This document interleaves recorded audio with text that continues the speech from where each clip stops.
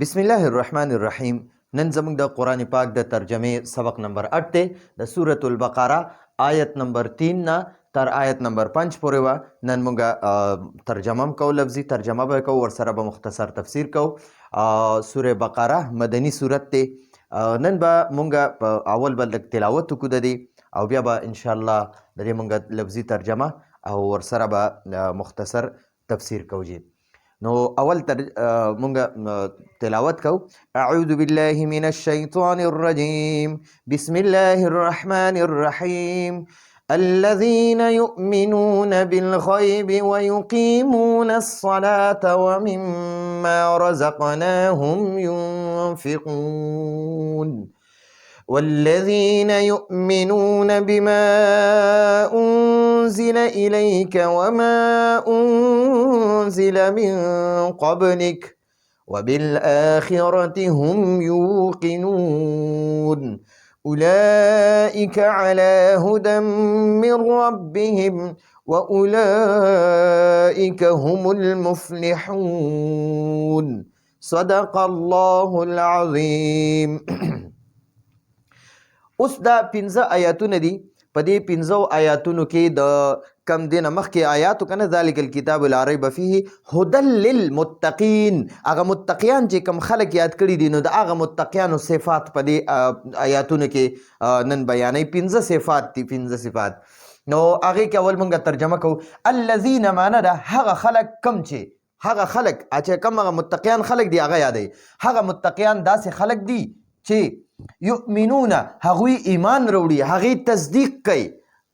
تصدیق کوي ایمان روړي بالغیب په غیب باندې. نو آمن یؤمنو ایمانا معنی ده یو څیز د یو څیز تصدیق کول، یو څیز د یعنی پیغمبر چې کوم خبر د الله جل جلاله د طرف نه راوړی دی په هغې ایمان هم راوړل، یعنی هغه د زړه نه منل، د هغې اقرار په ژبه باندې کول او د هغې تصدیق هم کول. ټیک شو جی. نو دا درې واړه خبر دی ته ایمان وای. نو الذین هغه خلق کم چې یعنی دا متقیان هغه خلق دي کم چې یؤمنون دا د فعل مضارع د جمع مذکر غایب صیغه ده. په دې کې دا واو ضمیر مرفوع متصل هم راځي، خو آسان به درته زه دا ووایم چې یؤمنونه کې هم ضمیر دی هم هغه متقیانو طرف ته راجع دی چې دا متقیان هغه خلک دي چې دغه متقیان ایمان راوړي بالغیب په غیب باندې، یعنی د غیب په خبرو باندې. اوس غیب څه ته وایي وګورئ. اوس دا الذین یؤمنون بالغیب دا یو صفت شو، دا دې ځای نه واخله، دا صفت اول شو، یعنی دا اول صفت شو د متقیانو چې متقیانو کې یو صفت دا دی چې الذین یؤمنون بالغیب. الذین هغه خلق هغه متقیان داسې خلق دي کم چې یؤمنون ایمان روړي، کم چې هغه خلق دي چې ایمان روړي بالغیب په غیب باندې. غیب څه ته وایي؟ غیب دا مصدر دی، د دې معنی ده پټ، لفظي معنی یې ده پټ، پوشیده. ٹھیک شو، یعنی بیلیدلو سیز. او اصطلاحي معنی ده هغه امور غایبه، هغه غایب، هغه امور، هغه سیزونه چې هغه غایب دي. نو اول پکې الله جل جلاله دی، د الله جل جلاله ذات عالی چې هغه مونږ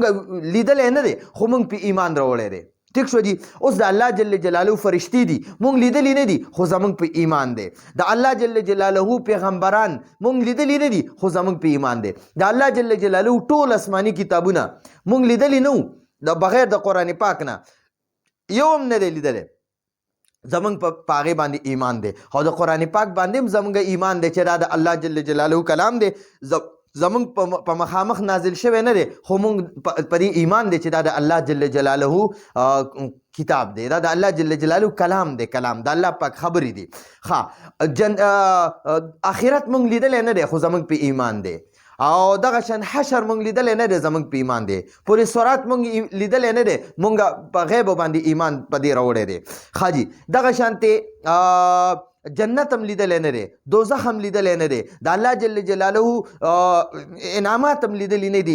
یعنی جنت کې چې کوم نعمتونه ورکوي جزا چې ورته وایي، او د الله پاک سزاګانې هم لیدلی نه دي خو په دې باندې ایمان دی. نو د متقیانو په دې باندې ایمان دی. نو د متقیانو اول صفت بیان کړو چې د متقیان هغه خلک دي یؤمنون بالغیب چې په غیب باندې ایمان راوړي. ٹھیک شو جی. نو یؤمنون چې هغوی ایمان راوړي بالغیب په غیب باندې، نو په غیب سیزونو باندې بغیر لیدلو سیزونو باندې ایمان راوړي. دویم صفت د متقیانو، دویم صفت دا دی، دې ځای نه دې ځای پورې، دې ځای نه دې ځای پورې، دا دویم صفت شو. ویقیمون او هغوی قایموي. د واو معنی ده او، یقیمون معنی ده هغوی قایموي. قام یقیم معنی ده قایمول، قایمول، ادا کول، قایمول. نو یقیمون معنی ده قایمي، یعنی ادا کوي، مکمل ادا کوي. نو یقیمون چې دی دا د جمع مذکر غایب صیغه دی، په دې کې هم ضمیر دی، هم هغه متقیانو ته راجع دی چې هغه متقیان داسې خلک دي یقیمون چې هغوی قایمي الصلاة منځ. ٹھیک شو. یصلون الصلاة یې نه دی ویلی، یصلون الصلاة او یقیمون الصلاة کې د ځمکې او د اسمان فرق دی. یصلون الصلاة معنی د هغه منځ وکړو، هغه منځ وکړو، او یقیمون الصلاة کې معنی د هغه منځ قایم کو. نو یقیمون معنی د هغوی قایمي، هغوی قایمي منځ، الصلاة منځ، الصلاة منځ، هغوی منځ قایمي. قایمول څه ته وایي؟ قایمول مطلب دا دی چې د منځ پورا فرایض، واجبات، سنن او د منځ پورا آداب، منځ پورا طریقې سره او ظاهري او باطنی آدابو سره، او د منځ پورا حقوق ادا کی او جمع سره وکي او داسې ورته صحیح کړی وي او پورا خشوع او خضوع سره منځ وکي، نو دې ته د منځ قایمول وایي. یو منځ ادا کولی، یو منځ کول وي کول، یو منځ قایمول وي. نو منځ کول داسې دی چې بس د قرغه په شانتې ټوګي مونګي وخه ځان ته خلاص کړي، هغې ته منځ وایي. هغه منځ ادا منځ کول دي، او یو منځ قایمول دي، قایمول چې پورا فرایض هم درته د منځ یاد وي، واجبات هم درته یاد وي، سنن هم درته یاد وي، او مستحبات هم درته یاد وي، او ورسره د منځ مکروهات هم درته یاد وي چې کوم څیزونو سره منځ مکروه کیږي، او دغه شانتې د منځ پورا آداب، د منځ پورا طریقه چې دا ستا ایزده وي، او د منځ پورا غور و فکر سره د الفاظو تصحیح، یعنی چې الفاظ دې صحیح وي، یعنی سبحانک اللهم وبحمدک چې تلفظ دې صحیح وي. نو دغه ته منځ قایمول وایي. نو الله دې مونږ منځ قایمول والا جوړ کړي. ٹھیک شو جی. نو ویقیمون الصلاة د متقیانو دا دویم صفت دی، چې اول صفت دا دی چې د غیب په امورو باندې ایمان راوړي. دویم دا دی چې هغې منځ قایمي، ویقیمون الصلاة، ویقیمون او هغوی قایمي، یعنی هغه متقیان قایمي الصلاة منځ. ٹھیک شو جی. ومما رزقناهم ينفقون دا دریم صفت شو، دا د متقیانو دریم صفت شو چې متقیان هغه خلک دي چې هغې له الله پاک کم رزق ورکړی، کم مال دولت یې ورکړی، کم صلاحیت الله ورکړی، کم عقل الله ورکړی، کم علم الله ورکړی دی، کم هنر الله ورکړی دی، هغې د نورو باندې خرچ کوي، هغه نورو ته هم ښایي، نورو له ورکوي. ٹھیک شو جی. نو ومما چې دی که نه، دا ومما دا اصل کې دی، دا ومما چې دی دا اصل کې دی من ما. نو مونږ ویلي چې کله نون ساکن وي او مخکې ته حروف یرملون نه یو حرف راشي، نو دا نون مونږ په هغه حرف یرملون کې چې کوم حرف وي هغې کې مدغم کو. نو دا من چې دی که نه، د ده نه پس د میم راغلی دی، د دې نون نه پس میم راغلی دی. نو اوس به دا نون چې دی دا به مونږ په دې میم کې مدغم کو، یعنې دې کې به غایب کو، او دا میم به مشدد کو. نو دا به بیا مونږ وایو مما، مما، من ما. نو دې من، دا من چې دی دې ته مونږ تبغیزیه وایو، تبغیزیه. ٹھیک شو. دا من تبغیزیه دی، تبغیضه دا دی، تبغیضه، تبغیضه. تبغیزیه څه ته وایي؟ د دې معنی ده بعضې، بعضې، ټول نه، بعضې، بعضې.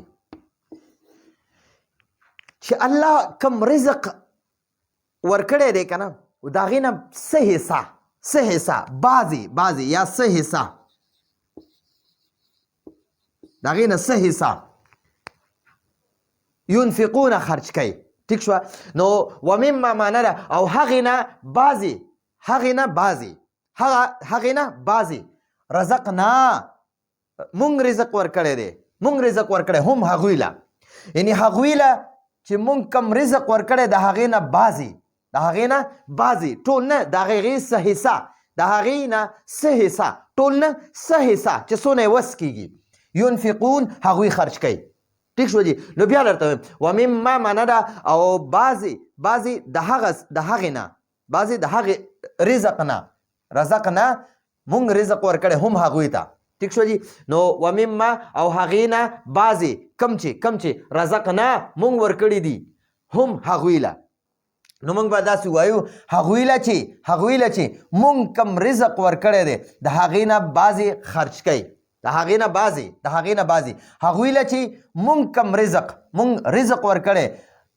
هغې نه بعضې خرج کوي هغې نه بعضې ينفقون هغوی خرج کوي انفق ينفق انفاق معنا ده انفاق معنا ده خرج کول نور سره ښېګړې کول ورکول ٹھیک شو نو ينفقون دا د جمع مذکر غائب صيغه ده ينفقان ينفقون ينفقو هغه یو کس خرج کوي ينفقان هغه دوانه خرج کوي ينفقون هغه ټول خرج کوي نو دې کې چې راکم هم ضمیر دی هغه ماغه متقیانو ته راجع دی ينفقون هغوی خرج کوي هغه متقیان خرج کوي څه خرج کوي رزقناهم هغوی له چې کم رزق موږ ورکړی دی مما بعضې د هغې نه بعضې رزق یعنی هغه رزق چې هغوی له موږ ورکړی د هغې نه بعضې ينفقون هغوی خرج کوي ٹھیک شو جی نو دا دریم صفت شو د متقیانو دا دریم صفت شو نو دا رزق نه دی په رزق کې ګورئ ما تاسو ته دا رزق دا ډېر وسیع لفظ دی د دې ډېرې معنیګانې دي دا د کپړو تم رزق وایي د صحت تم رزق وایي د سترګو غوږونه لاسونه په څلورو اندامو باندې روغ وي په ټول صحت سره صحتمند دي روغ رمټې دې ته رزق وایي او کم عقل هوښیارتوب مال دولت خوراک سکاک د ټولو ته رزق وایي او موږ خلک صرف رزق څه ته وایو د خوراک سکاک ته رزق وایو نه خوراک سکاک ته رزق نه وایي د ژوند چې څومره نعمتونه دي د ټولو نعمتونو ته رزق وایي نو الله چې کم نعمتونه درکړي دي د هر نعمت نه څه ناڅه دا غریبانانو له بېوسو له یتیمانانو له په دې باندې خرج کول نو هغې ته دغه د متقیانو صفت دی چې متقیان هغه خلک دي چې هغوی په غیبو ایمان راوړي او هغوی مونځ قایموي او هغوی له چې کم رزق مونږ ورکړی د هغې نه څه حصه خرج کوي او والذین او هغه خلک کم چې یعنی دا متقیان هغه خلک دي کم چې یؤمنون ایمان راوړي بما په هغه کتاب یعنی په قرآن مجید چې انزل نازل کړی شوی دی دا انزل دا د مجهول صيغه ده د دې معنا ده نازل کړی شوی دی راکوز کړی شوی دی اردو کې اتاری گئی ہے راکوز کړی شوی دی رالیږلی شوی دی بما په هغه کتاب یعنی په هغه قرآن مجید انزله چې رالیږلی شوی دی رانازل کړی شوی دی الیکا پتا باندې نبی علیہ السلام ته دا خطاب دی چې ای زما پیغمبره اے محمد صلی الله علیه وسلم دا مومنان متقیان هغه خلک دي چې کم کتاب یعنی قرآن مجید پتا نازل شوی دی پاغي ایمان راوړي وما انزل وما او په هغه کتابونو باندې هغه آسمانی کتابونو د قرآن پاک نه علاوه تورات زبور انجیل او سل صحیفه نو وما نه دقه مراد دی او وما او په هغه ټولو کتابونو باندې انزل چې نازل شوي دي من قبل ستانه مخکې پیغمبرانو باندې چې کم کتابونه او کم صحیفه نازل شوي نو دا متقیان په هغې باندې ایمان راوړي نو دا وګورئ دا د دې والذین یؤمنون نه د دې ځای نه دا څلورم صفت د مؤمنانو شروع شو تر د دې ځای پورې دا څلورم صفت ختم شو چې متقیانو څلورم صفت څه شی دی والذین او دا متقیان هغه خلک دي یؤمنون چې هغوی ایمان راوړي بما په هغه کتاب یعنی په قرآن مجید باندې انزله چې رالیږلی شوی دی یا نازل کړی شوی دی الیکا په تا باندې نبی علیہ السلام ته دا کاف خطاب نبی علیہ السلام ته شوی چې ای زما نبی محمد صلی الله علیه وسلم په تا چې کوم کتاب نازل شوی دی دا متقیان په هغې ایمان راوړي یعنی قرآن مجید باندې دی پوخ ایمان راوړي او دا په دې باندې عمل کوي ایمان پرې راوړي وما او په هغه کتابونو باندې چې انزله نازل کړی شوي دي من قبلک ستانه مخکې نو یهودیان چې دي که نه یهودیان هغوی په قرآن ایمان نه راوړي او صرف په خپل تورات باندې ایمان دی او یا عیسایان او دا نو د دې نه متقیانو نه یهودیان او نصارا ټول ووتل ځکه چې متقیان صرف په قرآن پاک باندې او په آسماني ټولو کتابونو باندې ایمان راوړي په ټولو کتابونو باندې او یهودیانو به صرف تورات منلو په نور یو باندې به ایمان نه راوړو نصارا به صرف انجیل منلو په نور یو به ایمان نه راوړو ټیک شو نور یو به هم نه منل او نو یهودیان صرف یو پیغمبر مني خپل موسی علیه السلام به یې منلو خو د هغه تابعداري به هم نه کوله نور یو پیغمبر هم نه مني دغه شان نصاراو به صرف عیسی علیه السلام منلو او بعض وخت کې به د عیسی علیه السلام ته بعض نصاراو به پکې د الله زوی وي نعوذ بالله شرک په هم که الله پاک سره به شرک هم کولو خو هغوی به بل پیغمبر بیا نه منلو نو دلته کې د متقیانو نه یهودیان او نصارا هم وتل او ورسره قادیانیان هم وتل چې را کم قادیانان دي نن سبا زمانه کې نو ګورئ الله پاک نبی علیہ السلام ته وفرمایل که نه والذین یؤمنون بما انزل الیک والذین او دا متقیان هغه خلک دي یؤمنون چې دي ایمان راوړي بما په هغه کتاب یعنی قرآن مجید باندې انزل چې نازل کړی شوی دی الیک په تا باندې نبی علیہ السلام ته الیک معنا پتا باندې نبی علیہ السلام ته فرمایي چې پس تاسو باندې چې کوم کتاب نازل شوی قرآن مجید دا متقیان په هغې باندې ایمان راوړي وما انزل وما او په هغه کتابونو باندې چې انزل نازل کړي شوي دي رالیږلي شوي دي من قبلک ستا نه مخکې پیغمبرانو باندې من بعد کې نه دی ویلی ٹھیک شو که د نبی علیہ السلام نه پس د بل پیغمبر یا بل کتاب را لېږلی کېدو که نه نو هغې نه به بیا ویلي وې وما انزل من قبلک ومن بعدک خو دلته من بعدک نشته نو دې نه معلومه شوه چې د قرآن پاک نه پس دنیا ته بل یو کتاب هم نه راځي او قادیاني چې و که نه میرزا غلام محمد قادیاني هغه وی چې په ما باندې کتاب نازل شوی دی او د هغه کتاب څه عجیبه غونته کې نوم دی وی زما هغه کتاب په ما باندې د اسمان نه نازل شوی دی ٹھیک شو جی بل هغه وی د غلام محمد قادیانی به وی که نه چې مرزا غلام محمد قادیانی چې په ما باندې کومه فرشته راځي که نه کومه فرشته نو د هغې ټیچي نوم دی چې ټیچي فرشته ماله دا کتاب راوړی دی د الله پاک د طرف نه نعوذ بالله د پیغمبرۍ دعوه کړې وه مرزا غلام محمد قادیانی بیا خدای پاک مردار کړم په باتروم کې و او ډېر ذلیل شکل یو یو مردار او پلیت شکل یو په هندوستان کې قادیان یو علاقه د په هغې کې دا پیدا شوی و نو دغه ظالم چې د پیغمبرۍ دعوه کړې وه نو ختم نبوت دلته کې دا مفتی محمود صاحب رحمت الله علیه سره یو ځل د قادیانیانو مناظره و په اسمبلی کې نو مفتی محمود صاحب رحمت الله علیه ته دغه قادیانیان وی چې یاره زموږ دا کتاب برحق دی ته موږ ته دلیل وښایه نو یو خو دلیل په قرآن پاک کې په 22 سپاره کې شته دی سوره احزاب کې تقریبا سوره احزاب کې دی وخاتم النبیین ٹھیک شو جی ما کان محمد ابا احد من رجالکم ولکن رسول الله وخاتم النبیین دلته کې ښکاره شته دی خو مفتی محمود صاحب رحمت الله علیه دومره لوی مفتی او دومره لوی علم والا سړی و هغه ورته فورا ووي په اسمبلی کې ورته ووي چې زه به تاسو ته د قرآن پاک د سورې بقرې د اولې صفحې نه او په 3 آیات کې زه تاسو ته ثابتوم یعنی 4 آیات کې چې الله پاک پیغمبرانو دروازم په محمد صلی الله علیه وسلم باندې بنده کړې ده او د قرآن پاک نه پس بل یو کتاب هم الله پاک دنیا ته نه رالیږي نو هغوی وی چې دا څنګه نو مفتی محمود صاحب رحمت الله علیه ورته وفرمایل والذین یؤمنون بما انزل الیک چې د مؤمنان متقیان هغه خلک دي چې دی په هغه کتاب چې ای محمد صلی الله علیه وسلم پتا باندې کم نازل شوی دی په هغې ایمان راوړي وما انزل من قبلک او ستا نه مخکې چې کم کتابونه نازل شوي په هغې باندې ایمان راوړي او من بعد کې دلته نه دی ویلی چې ستا نه وروستو به کم په مرزا غلام محمد قادیاني باندې کم کتاب نازلیږي نو هغه باندې به ایمان راوړي نو دغه پکې بیا نه دی ویلی نو دلته کې وایي وما انزل او په هغه کتابونو باندې من قبلک چې ستا نه مخکې نازل شوي دي یعنی ستا نه مخکې انزل معنا چې نازل کړی شوي دي من قبلک ستا نه مخکې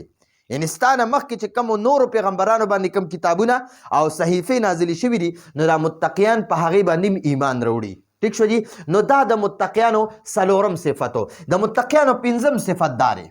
5 صفات وبالآخرت او په آخرت باندې دلته به ورسره دا باندې ولیکو په آخرت باندې نو ګورئ دا 5 صفت دی د متقیانو دا 5 صفت دی وبالآخرت او په آخرت باندې هم یوقنون هغوی هم معنا ده هغوی ټول هغوی ټول دلته به ورسره ټول ولیکو ټول یوقنون معنا ده یقین لري هغوی په هغې یقین کوي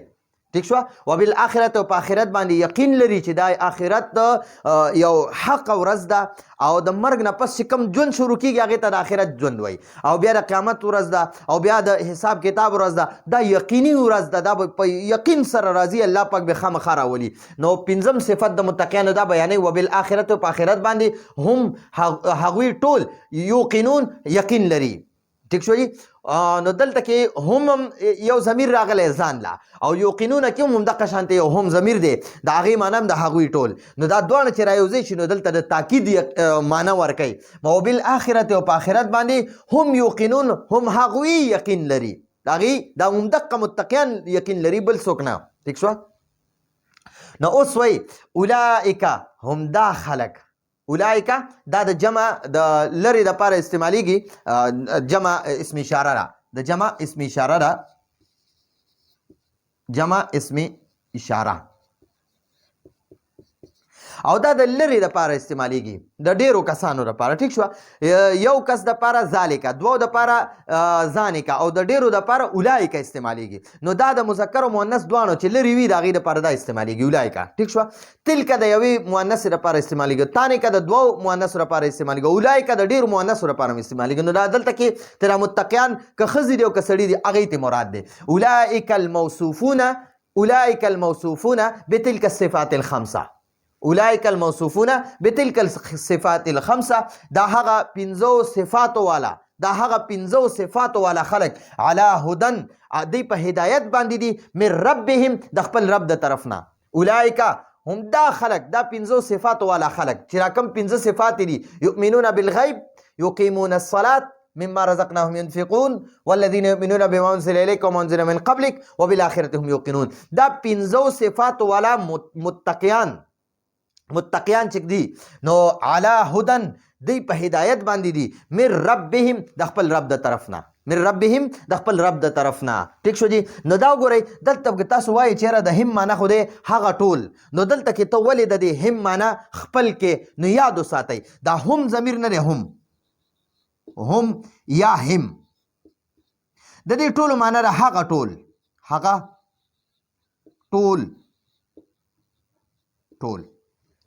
ټیک شو جی هغه ټول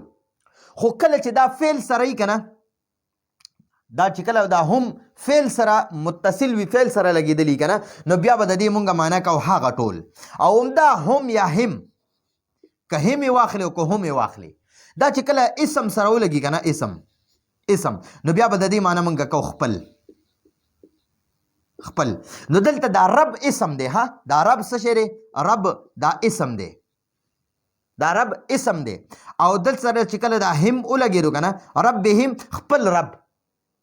رب ټیک شوه نو دلته کې د اسم سره دا هم ولګېدو نو اوس به موږ د دې معنا کوو هم د موږ به وایو خپل رب اوس به موږ وایو داسې به نه وایو چې د هغې ټولو رب نه خپل رب ټیک شوه او چې کله دا فعل سره لګېدلی وي که نه فعل سره نو بیا به د هغې مونږ کوو هغه ټول ټیک شوه دلته کې ګورئ هغه ټول یا دغه دی رزقنا دا اسم دی دا فعل دی فعل رزقنا فعل دی او هم ورسره لګېدلی نو مونږ دلته کې هغوی ټول ټیک شوه هغوی ټول ولا نو فعل سره چې هم وي نو بیا به مونږ معنا کوو هغوی ټول او اسم سره چې هم وي نو مونږ وایو خپل رب ټیک شو دي نو اولئک دا هغه خلک دي دا پنځو صفاتو والا متقیان هغه خلک دي علی هدن چې په هدایت دي علی معنا ده په هدن معنا هدایت دي ٹھیک شو علی هدن چې په هدایت دي من ربهم د خپل رب د طرف نه د من معنا به مونږ دلته وکړو د طرف نه د خپل رب د طرف نه د خپل رب نو دا رب مضاف ته د هم مضاف الیه دی نو د دې هم طرف نه به مونږ ترجمه شروع کو خپل رب طرف نه د هم د من معنی به مونږ وکړو نه نو یا به داسې معنی وکړو طرف نه د خپل رب د طرف نه په هدایت باندې دي دا متقیان د خپل رب د طرف نه په هدایت باندې دي و اولئک او هم دا متقیان هم المفلحون هم کامیاب خلق دي ٹھیک شو دي نو ګورئ بعض مفسرین د دې معنی کوي اولئک علی هدى من ربهم فی الدنیا اولئک علی هدى من ربهم فی الدنیا دا متقیان خلق دا پنځو صفاتو والا خلق علی هدى په هدایت باندې دي من ربهم د خپل رب د طرف نه په دنیا کې دی په دنیا کې په سم لار روان دي دا پنځو صفاتو والا چې چا کې دا پنځه صفات دي کوم متقیانو کې نو دا د خپل رب د طرف نه په سم لار روان دي په هدایت یافته لار باندې روان دي د الله په خوښترین لار باندې روان دي په دنیا کې و اولئک هم المفلحون فی الاخره دغه پنځو صفاتو والا چې په دنیا کې په سم لار روانو دغه پنځو صفاتو والا خلق به په دنیا کې مکمل کامیاب وي ٹھیک شو جی المفلحون نو د دې ډیر زیات ښکلې معنی ده او ډیره وسیع معنی ده المفلحون معنی ده چې دنیا او آخرت کامیابیانې د دنیا او د آخرت کامیابی دي دغه متقیانو دپاره دي ټیک شو جی نو دا زمونږ د نن ورځې درسو پنځم آیات پورې مونږه دریم څلورم او پنځم د دې آیات مونږ ترجمې مو کړې مختصر لفظي ترجمه او مختصر تفسیر مو ورسره وکړو نو یو ځل به ترجمه بیا ووایو الذین هغه متقیان خلک کم چې یؤمنون هغوی ایمان راوړي بالغیب په غیب باندې د غیب تفسیر مې درته مختصر وکړو ویقیمون او هغوی قایمي یعنی دغه متقیان قایمي الصلاة منځ او قایمول مې راته وښود چې خپل پوره خشوع خضوع سره او د منځ فرایض واجبات مستحبات او سنتو سره او د منځ په وخت باندې یعنی په خپل وخت باندې او قبلې طرف ته او پوره آدابو سره او جمع سره خشوع خضوع سره منځ قایمي ومما او بعض او ځنی یا بعضې د هغه رزقناهم چې مونږه رزق ورکړی دی ينفقون هغوی خرج کوي والذین د دې و معنی ده او الذین معنی هغه خلک کم چې هغه متقیان خلک کم چې یؤمنون ایمان راوړي بما په هغه کتاب یعنی قرآن پاک باندې انزله چې نازل کړی شوی دی رالیږلی شوی دی الیکه پتا باندې وما او په هغه کتابونو باندې انزله چې نازل کړی شوي دي رالیږلی شوي دي من قبلک ستانه مخکې یعنی تورات زبور انجیل او سل صحیفې نو د دې دویم ومانه مراد هماغه تورات زبور انجیل او سل صحیفې دي او د دې اول د با چې ورسره ده د دې مانه مراد قرآن پاک دی وبالآخرت او په آخرت باندې هم یوقنون هغوی ټول یوقنون یقین کوي چې دا آخرت ورځ دا حقیقي ورځ ده یقین پې کوي چې دا آخرت ورځ یقیني ورځ ده اولئک هم دا خلک یعنی دا پنځو صفاتو والا متقیان خلک علی معنی ده په هدن هدایت دي دی په هدایت دي یعنی په سمه لار دي هدایت معنی ده سمه لار نیغه لار د الله د طرف نه سمه لار ٹھیک شو من ربهم من معنا د طرف نه او ربهم د خپل رب د طرف نه من ربهم معنا به موږ کو د خپل رب د طرف نه من ربهم د خپل رب د طرف نه و اولئک او هم دا پنځو صفات والا متقیان خلق هم المفلحون هم دوی کامیاب دي هم المفلحون هم معنا ما کړه هغوی ټول المفلحون معنا کامیاب دي هم هغوی ټول کامیاب خلق دي دا پنځو صفاتو والا د الله د طرف نه په سمه لاره باندې دي او دا پنځو صفاتو والا په آخرت کې کامیاب دي نو بعض مفسرین وایي اولئک علی هدى من ربهم فی الدنیا دی د الله د طرف نه په دنیا کې په سمه لار باندې روان دي د خپل رب د طرف نه و اولئک هم المفلحون فی الاخره او همدا پنځو صفاتو والا متقیان خلق په آخرت کې پوره کامیاب دي المفلحون معنی پوره کامیاب ٹھیک شو جی نو دا زمونږه د سوره بقره دا 3 نمبر 4 نمبر 5 نمبر آیاتونو ترجمه مو او مختصر تفسیرونو راتلونکي درس پر اجازه غواړو هذا هو المرام والله اعلم بحقیقة الكلام